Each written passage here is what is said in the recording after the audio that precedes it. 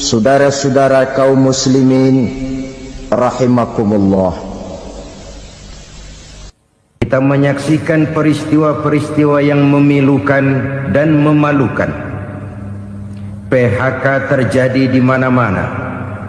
Pengangguran meningkat, harga-harga membumbung tinggi, daya beli rakyat semakin lemah. Sementara di bidang politik, kejadian-kejadian memberikan indikasi bahwa persatuan dan kesatuan kita sebagai bangsa dewasa ini tengah berada dalam ujian yang berat. Pada jumpa kita kali ini, tanpa bermaksud untuk mencari kambing hitam dari bencana yang kita hadapi, saya ingin menyampaikan sebuah hadis yang diriwayatkan oleh Imam At-Tabarani dari Ibnu Abbas bahwa Rasulullah sallallahu alaihi wasallam bersabda, khamsun bi khamsin, ada 5 perkara yang dapat menimbulkan 5 macam bencana. Mari kita renungi hadis ini satu demi satu sebagai bahan introspeksi buat kita semua dalam menghadapi bencana yang tengah berlaku sekarang ini. Yang pertama, manaqasa qaumul ahda illa sullita alaihim aduwuhum. Apabila suatu kaum sudah mengingkari janjinya, maka mereka pun akan dikuasai oleh musuh-musuh mereka. Sederhana saja nampak kalimat dalam hadis ini. Apabila orang sudah mengingkari janji, mereka akan dikuasai oleh musuh-musuh mereka sendiri. Dan musuh kita yang paling utama saat ini adalah kemiskinan dan kebodohan. Kenapa itu terjadi? Karena kita mengingkari janji kita sendiri. Di saat awal-awal berdirinya Orde Baru, kita pernah berjanji untuk melaksanakan Pancasila dan Undang-Undang Dasar 45 secara murni dan konsekuen. Kita berjanji bahwa kita akan menegakkan pemerintah yang bersih dan berwibawa. Itu semua pada permulaannya. Waktu demi waktu berjalan, kita lupa dengan janji yang kita ucapkan itu. Ketuhanan yang Maha Esa kita ucapkan, tapi kesetanan yang luar biasa yang kita lakukan. Kemanusiaan yang adil dan beradab yang kita dengungkan, tetapi kemanusiaan zalim dan biadab yang kita praktekkan. Sederhana saja saudara, hampir setiap pejabat pada posisi-posisi kunci, di awal-awal ia memangku jabatan itu, biasanya ia mengucapkan sumpah dengan lafaz demi Allah bahwa dalam melaksanakan jabatan ini saya tidak akan menerima hadiah atau pemberian dalam bentuk apapun. Itu pada permulaannya. Lama-lama rupanya hadiah itu asik juga, mulai diterima. Lama-lama dirasa kurang, mulai menagih. Dan akhirnya terjadilah praktek yang disebut suap menyuap, semir menyemir, dan lain sebagainya. Kalau ini sudah menjadi kenyataan, bagaimana kita mau menegakkan pemerintah yang bersih dan berwibawa? Undang-Undang Dasar 45 menyatakan bahwa bumi, air, dan seluruh kekayaan negara dikelola oleh negara bagi sebesar-besar kemakmuran rakyat. Yang terjadi adalah bahwa kita merasa mewakili rakyat untuk menikmati harta dan kekayaan negara, sehingga rakyat banyak tidak bisa ikut menikmatinya. Menumpuklah harta itu sehingga terjadilah pepatah, gunung ditimbun, sumur digali. Yang kaya semakin kaya, yang miskin semakin terpuruk. Kita ingkar dengan janji yang kita ucapkan di awal-awal kita bergerak.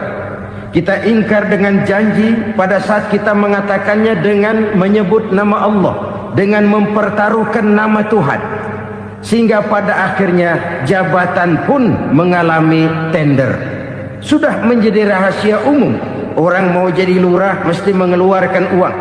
Mau jadi camat mesti mengeluarkan uang. mau jadi wali kota, bupati, bahkan gubernur, itu ada pasarannya.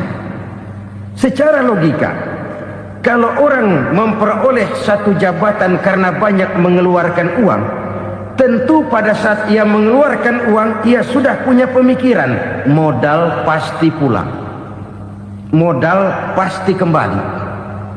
Kalau orang memperoleh suatu jabatan karena banyak mengeluarkan uang, maka langkah pertama yang dia lakukan setelah memangku jabatan itu ialah bagaimana uang bisa kembali, bagaimana modal bisa pulang. Kalau modal sudah pulang, pikiran berikutnya bagaimana supaya dapat untung. Lalu kapan mau bekerja untuk kepentingan rakyat? Itu nomor 18.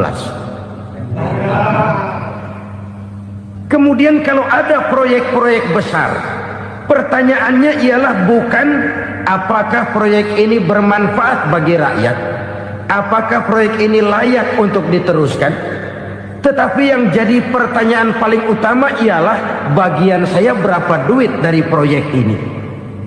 Kita bisa lihat proyek mega proyek lahan 1 juta hektar di Kalimantan Tengah, triliunan rupiah, dan proyek itu gagal.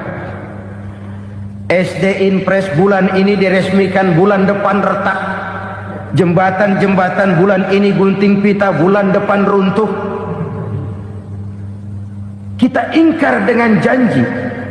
Kita berkata kita bekerja untuk kepentingan rakyat, tapi kita tidak pernah mengenal rakyat itu.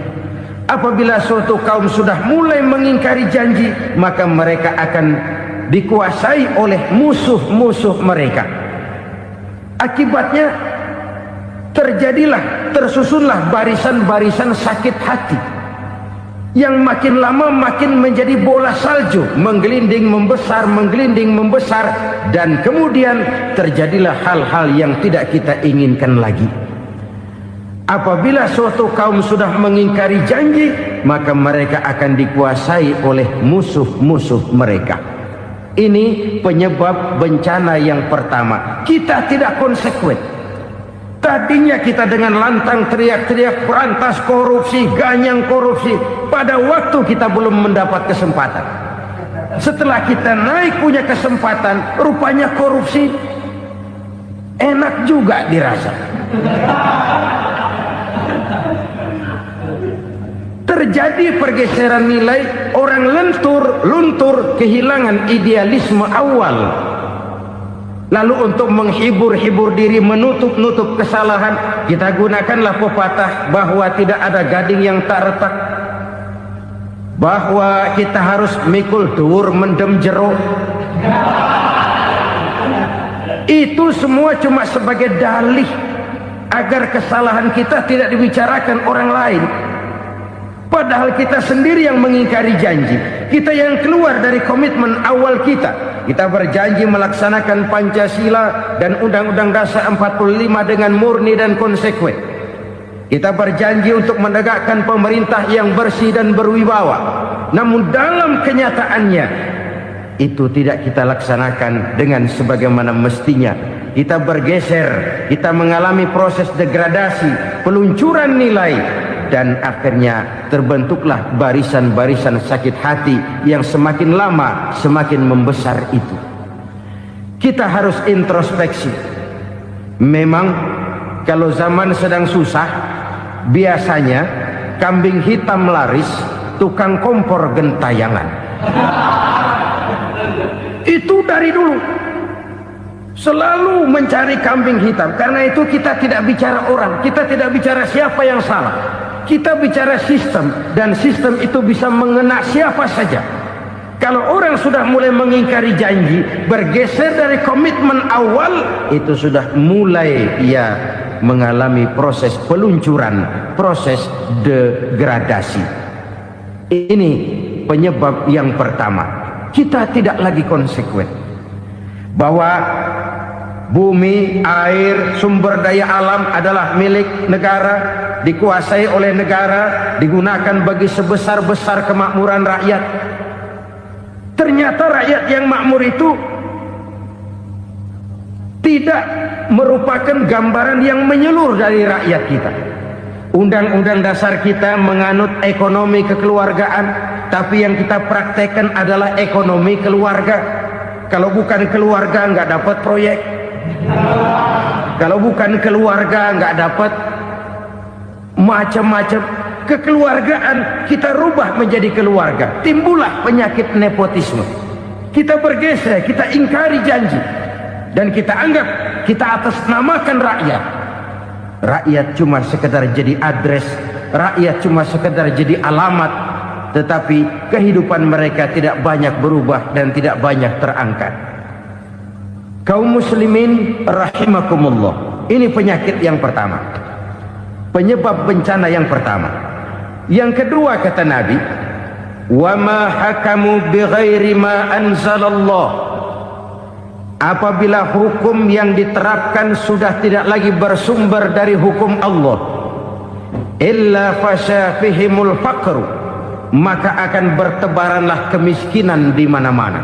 Ini artinya apa? Apabila hukum tinggal sebuah stempel, apabila hukum sudah diatur menurut kepentingan, apabila hukum sudah tidak lagi ditegakkan secara adil, maka kemiskinan merambah di mana-mana. Hukum diatur menurut selera orang yang sedang berkuasa, maka yang benar bisa jadi salah, yang salah bisa jadi benar. Hukum dalam kenyataan hidup berlaku seperti pisau. Pisau itu kan saudara lihat, yang namanya pisau dimanapun itu tajamnya ke bawah, ke atas tumpul. Kalau hukum itu, kalau untuk rakyat, hukum itu tajam bukan main, cepat sekali dilaksanakan. Tapi giliran menengah ke atas, yang gedean dikit berbuat salah, hukum tumpul. Hukum pura-pura tidak dengar, akibatnya terluka rasa keadilan rakyat. Satu kasus rakyat diam, dua kasus rakyat diam, tiga kasus rakyat diam, kasus terakumulasi di hati rakyat, luka rasa keadilan, dan itu menjadi sumber bencana. Penjarahan kita tidak setuju itu, tapi kita harus melihat kausalnya. Itu kan tidak berdiri sendiri. Itu kan karena terlukanya rasa keadilan rakyat, melihat kesempatan ini tidak merata. Kalau rakyat ini yang ngajukan kredit ke bank, walaupun jumlahnya cuma jutaan, ratusan ribu, susahnya 17 setan. Tapi ada orang-orang tertentu yang agunannya palsu, jaminannya palsu, bawa kata belece, bukan cuma miliaran, triliunan kredit bisa keluar. Terluka rasa keadilan, hilangnya kesempatan. Rakyat cuma dapat kesempitan, jarang dapat kesempatan. Dari lukanya rasa keadilan ini, memang ya entah lipstick, entah basa-basi, dibentuklah tim ini, dibentuklah badan pengawas ini, dibentuklah tim ini. Kalau membentur tahu, hancur tahu. Tapi kalau tim yang dibentuk membentur karang, bukan karangnya yang hancur biasanya, timnya yang bubar. Kenapa? Yang dibentur batu karang yang sangat keras. Kita main-main dengan hukum, kita tidak konsekuen dengan hukum, luka rasa keadilan, dan itu terakumulasi. Edi Tamsil, rakyat tahu, terakumulasi, menguap begitu saja. Kasus-kasus lain rakyat tahu, menguap begitu saja. Ketidakadilan terakumulasi, mengendap di hati rakyat, menunggu ledakan. Pada saat sumbu meledak, rakyat tidak bisa dibendung lagi. Oke, kita tidak setuju dengan penjarahan, tapi jangan melihat itu sebagai peristiwa yang berdiri sendiri. Kenapa itu terjadi? Kausalnya kenapa? Oke, kita tidak setuju memang, tapi yang dijarah oleh rakyat kan memang cuma untuk perut. Yang dijarahkan beras, yang dijarahkan televisi, yang dijarahkan kulkas yang masih bisa dihitung, yang memang real untuk kebutuhan rakyat. Penjara-penjara berdasi kepala botak,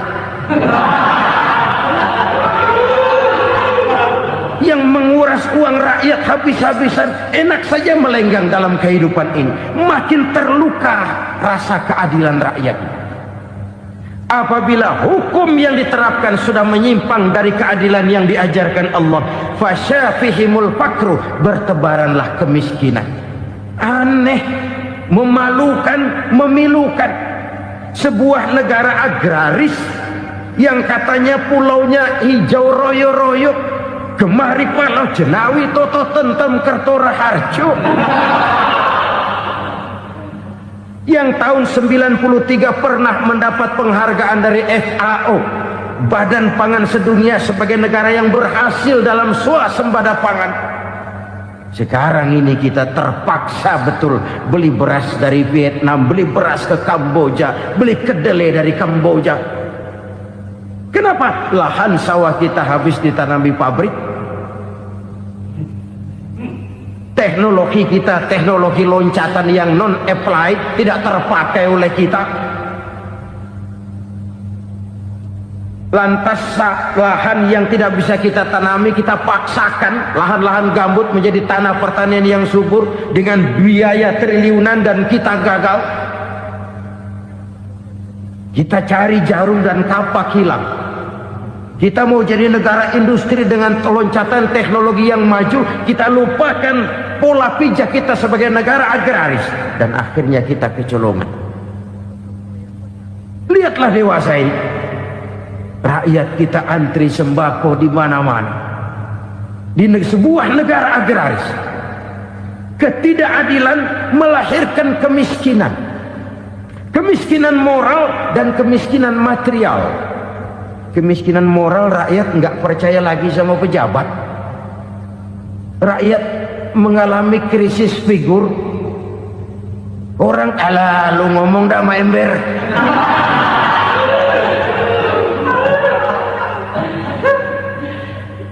Penataran yang menghabiskan biaya miliaran itu melahirkan pejabat-pejabat korup. Pengawasan yang menghabiskan biaya miliaran itu ternyata impoten, mandul. Kemiskinan moral.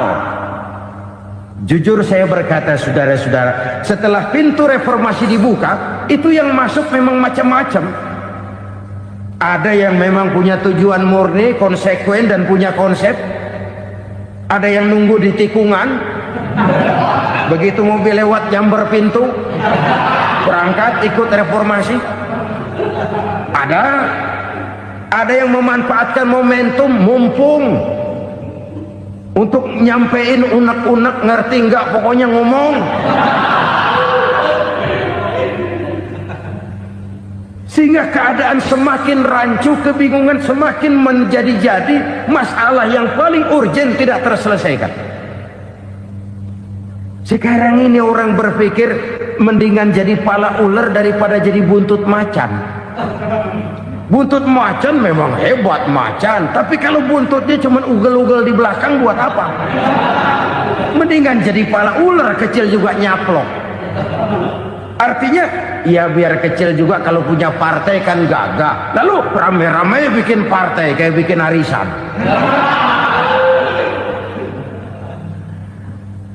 Orang makin mengalami dislokasi. Semua mau jadi pahlawan, semua mau nomor satu, semua ngomong. Iya kalau bidangnya, kalau bukan makin rancu. Marilah lewat kesempatan ini saya mengajak kita untuk tahu diri.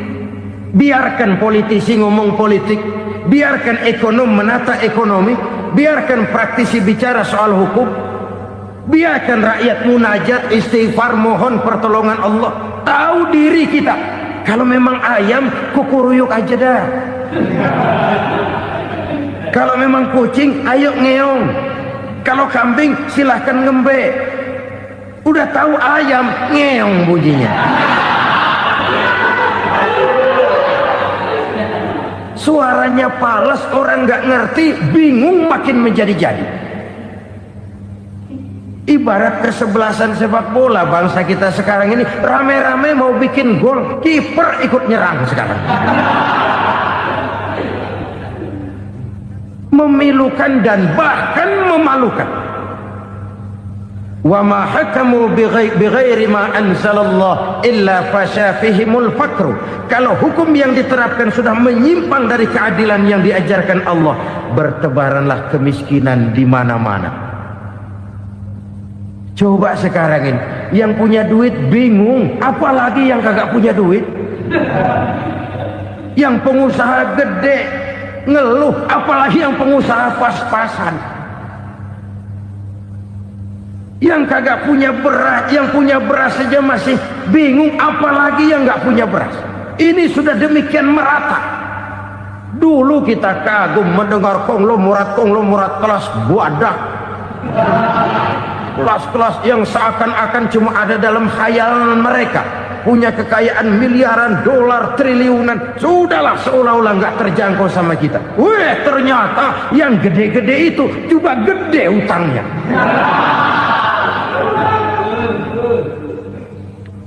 Dan rontok satu demi satu. Ternyata rakyat selama ini cuma dialamatkan, cuma dijadikan address.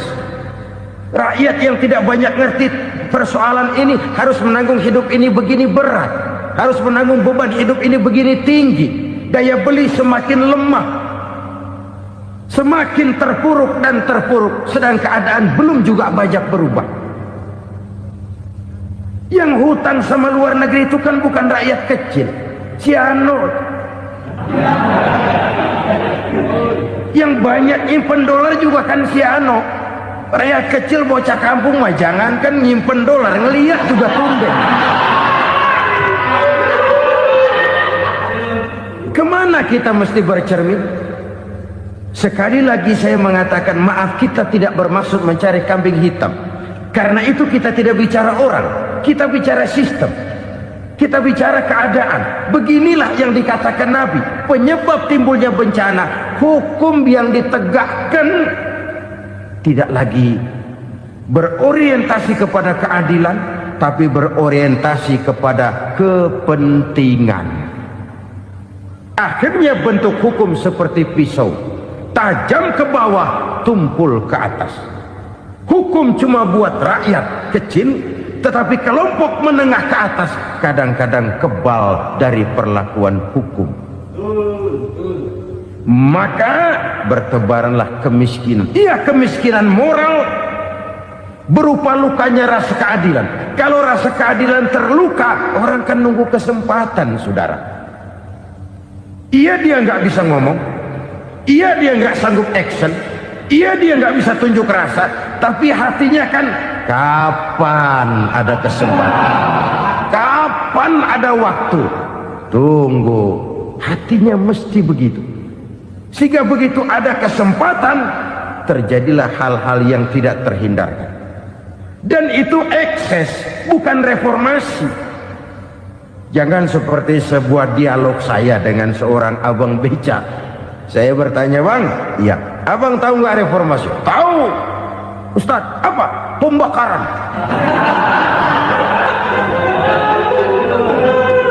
Terus penjarahan. Lalu perkosaan. Itu reformasi. Itu yang saya lihat. Nah, itu yang dia lihat. Saya tentu tidak menyalahkan abang beca kita, karena memang itu yang dia lihat dan sejauh itu wawasannya. Tapi ini indikasi bahwa banyak rakyat kita yang belum bisa menggunakan kebebasan secara bertanggung jawab. Padahal kebebasan tanpa tanggung jawab tirani. Sebuah contoh gampang-gampangan. Saya beli radio, saya setel di kamar saya, lalu saya bilang, ini radio gue. Yang beli gue, pakai duit gue setel di kamar gue, sekeras-kerasnya, gak ada urusan sama orang lain. Itu kata saya. Tetapi tetangga saya sebelah rumah kan boleh juga ngomong begitu. Kata tetangga saya, ini mata gue, yang ngantuk gue tidur di kamar gue, kenapa suara radio lu nyampe kemari? Artinya apa ini? Kebebasan saya nyetel radio dibatasi oleh kebebasan tetangga saya yang mau tidur. Tidak ada kebebasan mutlak. Kebebasan mutlak tanpa tanggung jawab kembali akan melahirkan tirani, kembali akan melahirkan pemaksaan kehendak. Dan itu lagi-lagi bukan demokrasi. Saudara-saudara kaum muslimin rahimakumullah. Ini penyakit yang kedua, lukanya rasa keadilan, terutama di kalangan rakyat kecil. Itu mengendap menjadi akumulasi dan menunggu giliran kapan bisa dimuntahkan. Dengan kata lain, rakyatnya udah banyak banget makan yang perutnya jadi enak, nyelam. Kapan nunggu muntahnya? Udah begini banyak akumulasi yang mereka pendam di perut ini, sehingga ketika terjadi kesempatan itu sudah tidak terkendalikan lagi. Kita out of control. Saya tidak mentolerir sikap-sikap kekerasan. Bahkan saya lebih cenderung bahwa kalau di rumah kita banyak tikusnya saja racuni, jangan rumah dibakar. Bahwa ada korupsi, iya. Ada kolusi, memang. Ada nepotisme, tentu. Tetapi tikusnya saja racuni. Jangan rumah dibakar. Masa mau ngusir tikus bakar rumah? Tikusnya lari, tikusnya selamat, rumahnya ewes-ewes.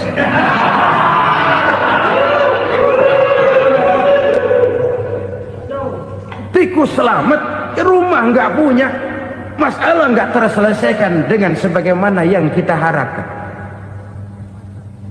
Kita sepakat ini negara hukum, dan di hadapan hukum semua manusia itu sama. Itu prinsip yang diajarkan Allah. Al-musawat bainan nas fi takalifil ahkam. Semua manusia sama dalam berhadapan dengan hukum Allah Subhanahu wa ta'ala.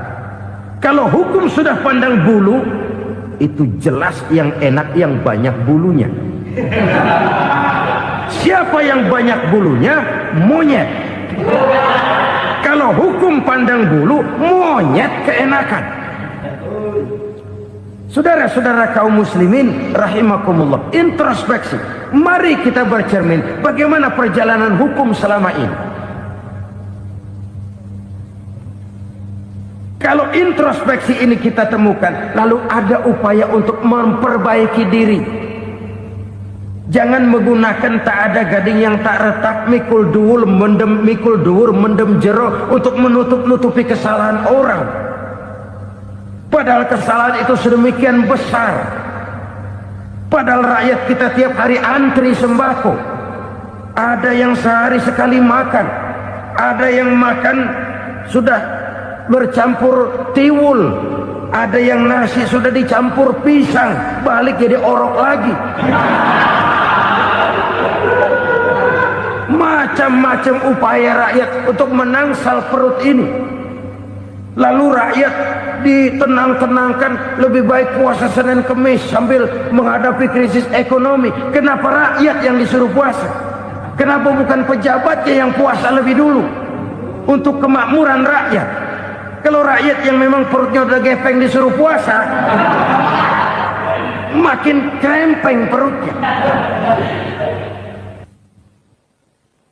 Artinya pejabat harus punya sense of politics. Ya, tidak, puasa itu kan tidak cuma Senin Kemis saja. Puasa itu puasa perasaan, puasa menghargai perasaan yang sedang kondisi yang sedang dihadapi oleh rakyat. Bagaimana rakyat yang tengah antri sembako melihat pejabatnya lewat dengan mobil yang harganya sampai 1 miliar. Oh, inilah pemimpin saya. Luka lagi rasa keadilannya. Kita tidak tenggang rasa. Puasa dalam artian itu pun akan menolong menegakkan semangat kebersamaan, membentuk semangat kebersamaan. Saudara-saudara kaum muslimin rahimakumullah, penyebab bencana yang ketiga dikatakan oleh baginda Nabi, wala zaharat fihimul fahishatu illa fasha fihimul maut. Apabila kekejian telah merajalela, maka maut bertebaran di mana-mana. Kita renungi butir kalimat dalam hadis ini. Apabila kekejian telah merajalela, maut bertebaran di mana-mana. Begitu murah arti sebuah kehidupan. Penjarahan untuk hal-hal yang kecil tapi sampai mengorbankan nyawa. Apabila kekejian sudah terjadi di mana-mana, maut pun bertebaran. Maut dalam arti berpisah ruh dengan jasad, tapi juga maut dalam arti orang bisa mati karirnya, orang bisa mati usahanya, orang bisa mati kesempatannya karena perbuatan-perbuatan keji yang selama ini tidak terbendung. Lahirlah teori mafia. Siapa yang kuat dia yang berkuasa, siapa yang lemah dia menjadi mangsa. Proyek-proyek besar yang menang tender itu ya dari itu ke itu saja. Yang pengusaha-pengusaha tidak punya koleksi, koneksi, tidak bisa bayar komisi, dapat proyek tetelan. Ada dagingnya dikit, namanya juga tetelan. Dagingnya sudah habis disantap oleh meja. Sekian puluh meja dilalui, sekian puluh amplop dikeluarkan. Sehingga yang akhirnya ya tinggal tetelan itu tadi. Maka kualitas pekerjaan pun sudah bukan lagi jadi masalah. Demikianlah mafia-mafia ini bermunculan di mana-mana. Di pengadilan terkenallah mafia pengadilan. Hukum bisa dibeli, hukum bisa dipesan menurut kebutuhan sponsor. Mafia peradilan, mafia politik, mafia ekonomi, bahkan mafia agama yang menggunakan agama sebagai kedok, menggunakan agama sebagai dalih, menggunakan agama sebagai topeng untuk melancarkan maksud-maksud politiknya pun tidak tertutup kemungkinan. Apabila kekejian telah merajalela, maut bertebaran di mana-mana. Korupsi, kolusi, nepotisme itu bagian dari kekejian. Kita selama ini kalau mendengar maksiat, itu yang terbayang cuma judi, mabuk, zina. Iya itu maksiat. Tapi korupsi, kolusi, nepotisme itu juga maksiat dalam bentuk lain. Kalau ini sudah bertebaran, maka maut terjadi di mana-mana. Jangan bayangkan cuma mati orangnya, itu sih kewajiban. Yang menyakitkan itu orangnya masih hidup tapi dibikin mati. Karirnya mati. Kenapa? Karena yang diperlukan bukan cuma orang pinter tapi orang taat. Biar pinter, kalau nggak taat minggir. Biar bodoh, kalau taat bisa nyenangin atasan, bisa nyemir, nyemur. Kumaha juragan wae ayo nama.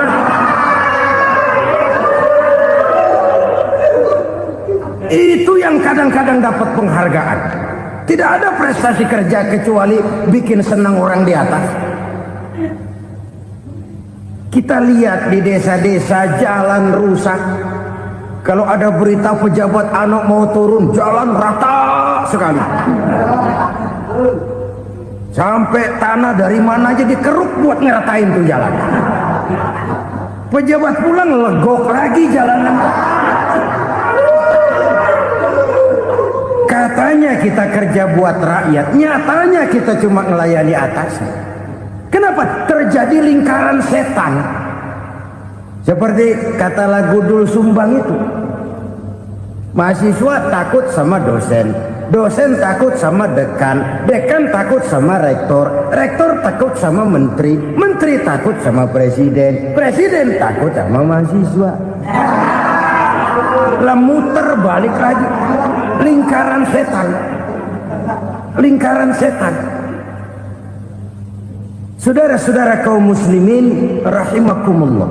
Kekejian yang merajalela, praktek-praktek mafia yang tertuang dalam kehidupan sehari-hari menyebabkan orang mati karirnya. Jasad masih hidup, karir mati, itu menyakitkan. Mati bisnisnya. Rakyat kecil pernah senang ketika cengkeh booming, harganya bagus, rakyat banyak yang pergi haji. Lalu mau ditata, lahir tata niaga cengkeh, malah amburadul. Harga cengkeh jatuh, petani cengkeh kecil menjerit. Siapa yang untung? Segelintir orang. Masihkah kita pakai atas nama rakyat untuk kepentingan nasional, padahal yang nyanyi cuma segelintir orang? Masihkah kita mau bohongi rakyat ini dengan mobil nasional tapi bikinan Korea? Masihkah kita mau bermain verbalisme, bermain kata? Ini sebuah masa lalu yang tidak perlu terulang lagi untuk masa-masa yang akan datang. Kekejian merajalela, orang mati karir. Bisa mati usaha, mati bisnis. Usahanya maju, dirangkul, hancur. Usahanya maju, dipukul, hancur, tenggelam. Bahkan yang memilukan dan memalukan badan-badan usaha milik negara itu dikebiri sedemikian rupa sehingga tidak menghasilkan hal-hal yang bermanfaat buat negara. Saudara-saudara kaum muslimin rahimakumullah, kalau nafsu yang sudah mengatur itu semua, maka kekejian pun merajalela. Orang sudah pakai teori mafia, yang kuat dia yang menang, yang kuat dia yang berkuasa, yang lemah silakan minggir di sudut-sudut kehidupan.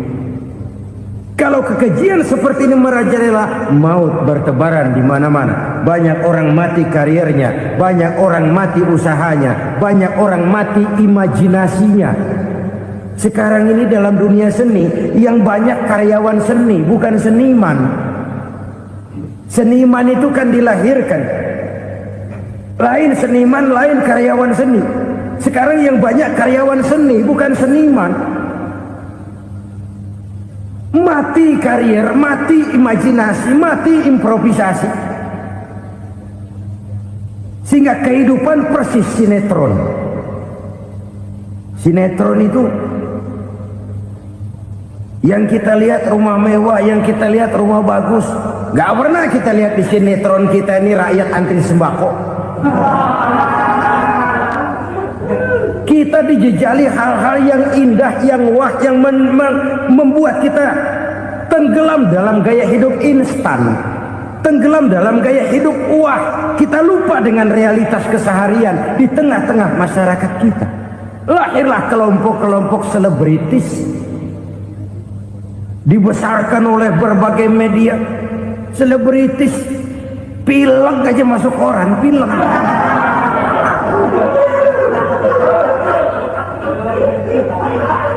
Rakyat yang pingsan antri beras nggak masuk koran. Rakyat yang semaput antri minyak nggak masuk koran.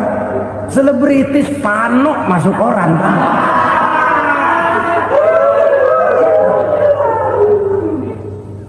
Kita besarkan hal-hal kecil, kita kecilkan hal-hal besar. Karena apa? Kita mengejar oplah.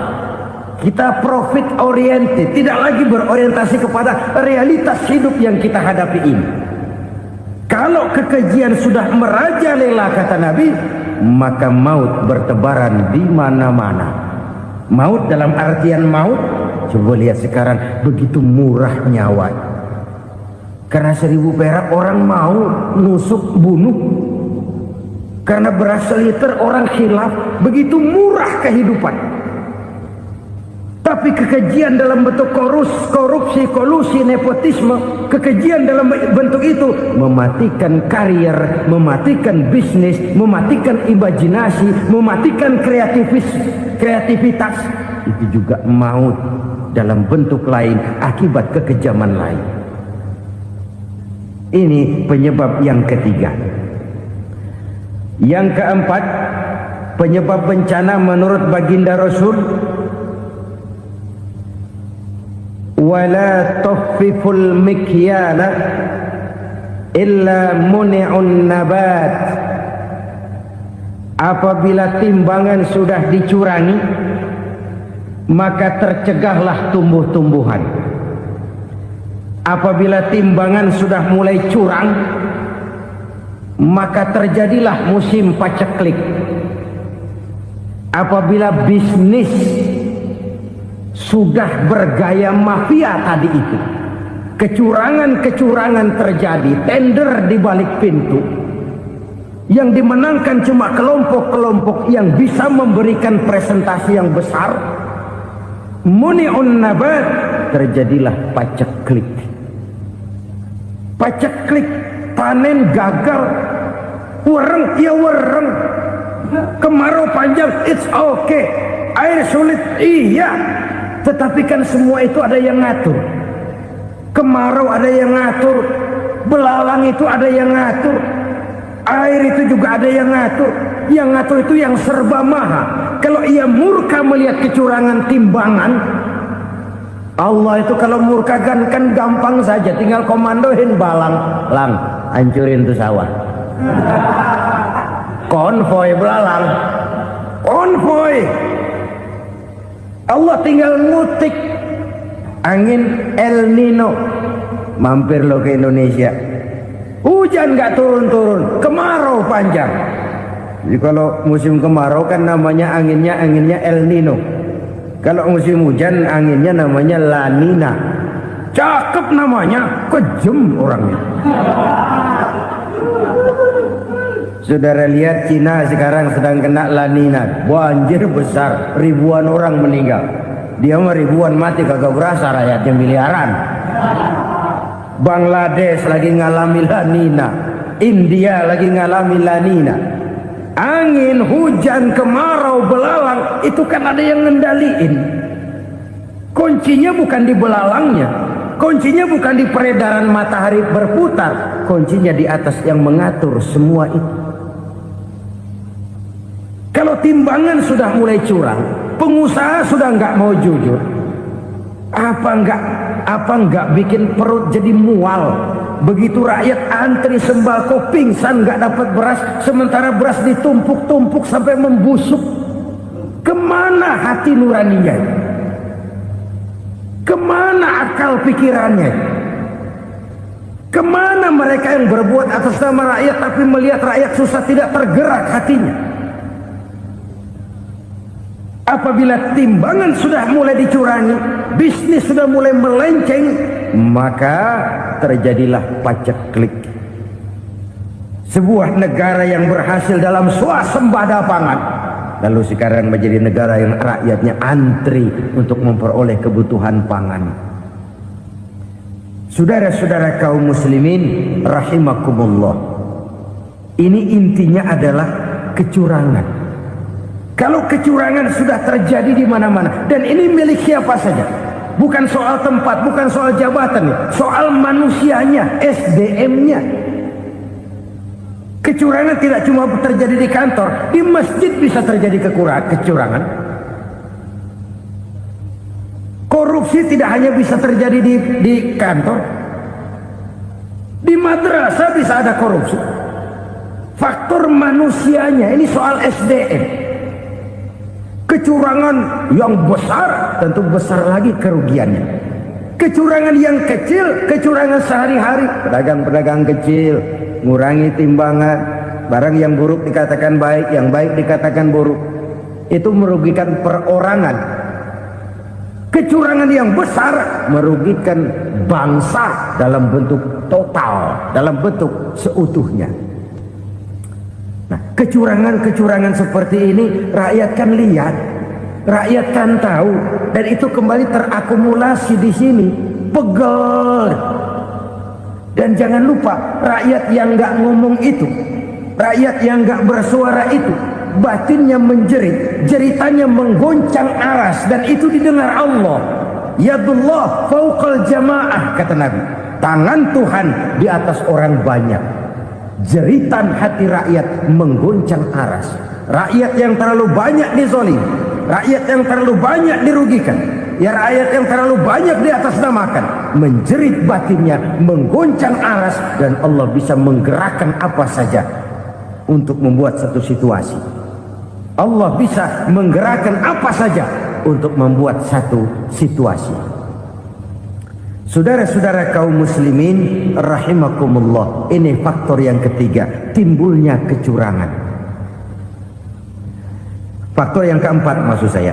Yang kelima, penyebab timbulnya bencana menurut baginda Nabi, wala muni'uz zakat wala muni'uz zakat illa hubbisa anhumul qatru. Apabila zakat enggan dibayar, maka tercegahlah qatrun. Qatrun ini kalau bahasa kita sembako. Maka tercegahlah kebutuhan-kebutuhan yang kita perlukan. Ini, kita tidak meragukan bahwa yang kita tuju adalah masyarakat yang adil dalam kemakmuran dan makmur dalam keadilan. Nah, antara kemakmuran dan keadilan ini memang sering tidak bisa berjalan seiring. Pada saat kemakmuran kita kejar, ekonomi kita pacu, ada nilai-nilai keadilan yang tertinggal. Pada saat nilai keadilan kita tegakkan benar-benar, ada unsur-unsur kemakmuran yang terabaikan. Oke, kita bisa mengatakan kasus. Oke, kita bisa mengatakan itu sebagian kecil. Tapi kalau sebagian kecil, lama-lama kan jadi sebagian besar. Oke, kita mengejar kemakmuran. Pertanyaannya, kemakmuran untuk siapa? Oke, kita berikan kelompok tertentu kue yang besar dengan harapan nanti dia bagiin kuenya kepada yang kecil-kecil. Tapi kenyataan, mereka yang dapat kue besar akhirnya malah lupa diri dan lupa daratan. Mau makin besar, mau makin besar, mau makin besar, malah memeras yang kecil-kecil ini. Sekarang kan yang kecil modali yang besar. Ramai-ramai buka bank, ternyata kamuflase. Uang banknya untuk kredit perusahaannya sendiri. Nasabahnya rakyat kecil. Artinya apa? Rakyat kecil disuruh modalin orang yang udah gede. Ini kan sumber geledek urusan.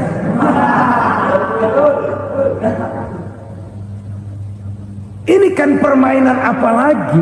Rakyat kecil suruh modali yang gede. Nasabahnya rakyat kecil, kumpulkan uangnya di bank, kucurkan kredit kepada perusahaannya sendiri. Bukankah itu rakyat kecil suruh modali yang gede? Sudah begitu kejamkah kita untuk meraih keuntungan dengan mengorbankan orang kecil ini? Sudah tidak bicara lagi kah nurani kita melihat penderitaan orang yang semakin susah ini? Kalau zakat enggan dibayar, padahal zakat 2,5% saja, 2,5% saja. Kalau itu pun enggan, kalau zakat saja enggan, bagaimana pula yang namanya sedekah, bagaimana pula yang namanya infak, bagaimana pula yang namanya santunan, bantuan. Kadang-kadang lipstick nyumbang si nyumbang, cuman nyolongnya lebih gede. Ini namanya sumbangan lipstick. Buat lipstick itu kan buat ngumpetin bibir pucat. Itu fungsi utama lipstick. Buat ngumpetin korupsinya, nyumbang kegiatan-kegiatan sosial, tapi yang dia korup lebih gede dari yang dia sumbangin. Lipstick kamuflase, nepu kata anak sekarang.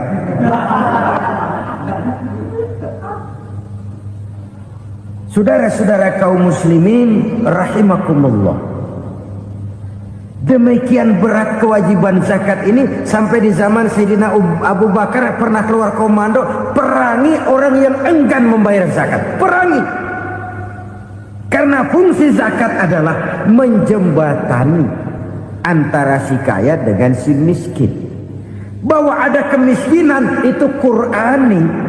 Allah menyatakan, aku melebihkan rezeki sebagian kamu dari yang lain. Ini kan kesenjangan. Allah melebihkan rezeki sebagian kamu dari yang lain. Ada itu. tetapi itu berjalan secara nature.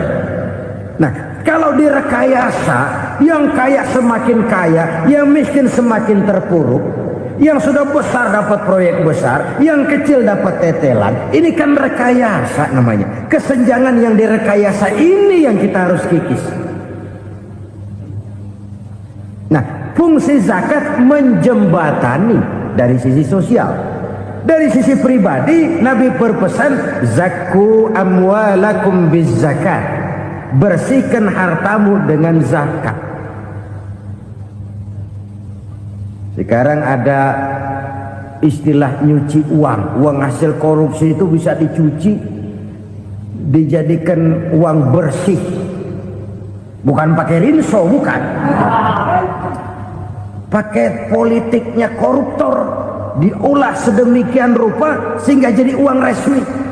Sudah memutik, itu termasuk yang disebut kejahatan kerah putih, white collar crime. Kejahatan kerah putih, kejahatan pakai dasi, kejahatan kelas kakap.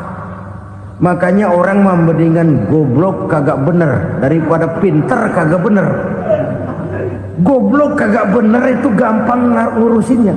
Pinter kagak bener, ini yang berabe bener ngurusinnya.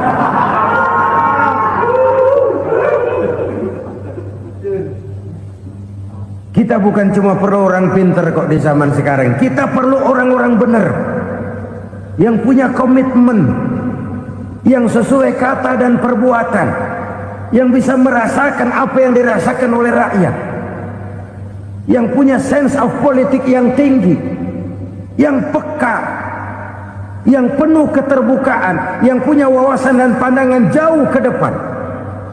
Dari sisi pribadi, zakat itu membersihkan harta kita. Ya, dia tercampur dengan yang subuhat, dia bahkan mungkin tercampur dengan sedikit-sedikit yang haram. Itu zakku amwalakum biz zakat. Bersihkan hartamu dengan zakat itu. Pada sisi sosial ia menjembatani, pada sisi pribadi ia membersihkan harta kita. Karena itu kalau kita minta berdoa, minta rezeki, syarat rezeki itu halalan, thayyiban, wasi'an. Nggak pernah kurang dari 3 itu. Halal, bagus, banyak. Halal, bagus, tapi sedikit, susah ngaturnya. Halal, banyak, tapi kurang bagus. Buat apaan?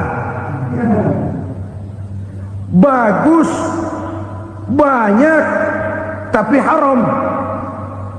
Enggak ada artinya. Sebab kata Imamul Ghazali, kalau kau terlalu suka memakan makanan yang haram, dikunyah masuk ke dalam perut besar, digiling oleh perut besar, menghasilkan energi, menggerakkan sel-sel pembuluh saraf, kau juga akan cenderung berpikir yang haram. Kalau sudah cenderung berpikir yang haram, perbuatan pun akan mengarah kepada perbuatan-perbuatan yang haram. Dulu waktu kelompok Jimbaran 200 konglomerat Indonesia kumpul, dihimbau supaya sekian persen kasih pengusaha-pengusaha lemah. Itu kan cuma sekedar belas kasihan, tidak banyak menolong keadaan. Dan bukan itu yang diperlukan pengusaha-pengusaha kecil. Yang diperlukan adalah berikan kami kesempatan seperti mereka dapat kesempatan. Berikan kami peluang seperti mereka juga dikasih peluang. Kalau cuma dikasih 100 juta, 200 juta hari ini, usaha kami nggak ada prospeknya, peluang kagak ada, kan sama juga bohong. Diceburin ke kali, disuruh berenang, tangan diikat, mendingan mampusin ketahuan. Ayo berenang, berlomba, tangan diikat, kaki diikat, sama saja nyuruh mati. Jadi jangan kasih ikannya, kasih kailnya. Yang diperlukan pengusaha kecil menengah ke bawah itu bukan cuma sekedar belas kasih dari konglomerat-konglomerat besar.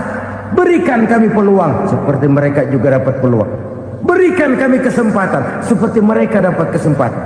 Berikan kami kredit dengan kemudahan. Seperti mereka juga kalau minta kredit begitu mudahnya. Menciptakan peluang dan kesempatan. Pemerataan. Bukan menciptakan manusia Indonesia dengan standar ekonomi yang sama. Semua rumahnya harus sama. Semua punya mobil. Itu sih kebersamaan bebek. Bebek, coba lihat bebek. Satu ngalor semua. Satu ngidul semua. Kebersamaan bukan itu. Kebersamaan adalah menciptakan peluang. Kalau yang kaya bisa semakin kaya, kenapa yang miskin tidak bisa ikut naik jadi sedikit kaya? Kalau pengusaha yang sudah kuat bisa bertambah menjadi kuat dengan proyek mega proyek, kenapa yang menengah tidak bisa ikut menjadi kuat? Dan kenapa kekejian itu merajalela? Kita dengar lewat berita-berita PLN tekor, PLN hutang. Kenapa? Dia beli listrik dari swasta yang belinya lebih mahal daripada penjualannya. Artinya dia beli itu listrik dari perusahaan listrik swasta, dia jual kepada rakyat lagi. Harga jualnya lebih murah daripada dia beli kepada swasta. Kenapa? Ada tekanan lagi tuh. Biasa siklus lagi. Hukum Boyle. Atas neken, paling bawah gepeng. Ya kita nih rakyat kecil, emang nasibnya gepeng terus. Saudara-saudara kaum muslimin rahimakumullah, dari 5 penyebab bencana ini kita ambil kesimpulan untuk sebuah renungan dan introspeksi kita bersama. Pertama, mengingkari janji, padahal janji itu yang lebih tinggi nilainya adalah di hadapan Allah Subhanahu wa ta'ala. Baik wakil-wakil rakyat di parlemen maupun pemimpin-pemimpin rakyat di dalam kabinet, apabila memangku suatu jabatan, selalu mereka mengawali dengan sumpah, dan sumpah itu dimulai dengan demi Allah. Sadarkah kita pada saat itu kita ucapkan bahwa kita sudah mempertaruhkan Allah untuk jabatan yang kita pegang? Kita sudah mempertaruhkan nama Allah untuk posisi yang dipercayakan kepada kita. Sadarkah kita bahwa menyia-nyiakan itu satu dosa yang sangat besar, yang tidak hanya kepada Allah tetapi juga kepada rakyat yang kita wakili, kepada rakyat yang kita pimpin.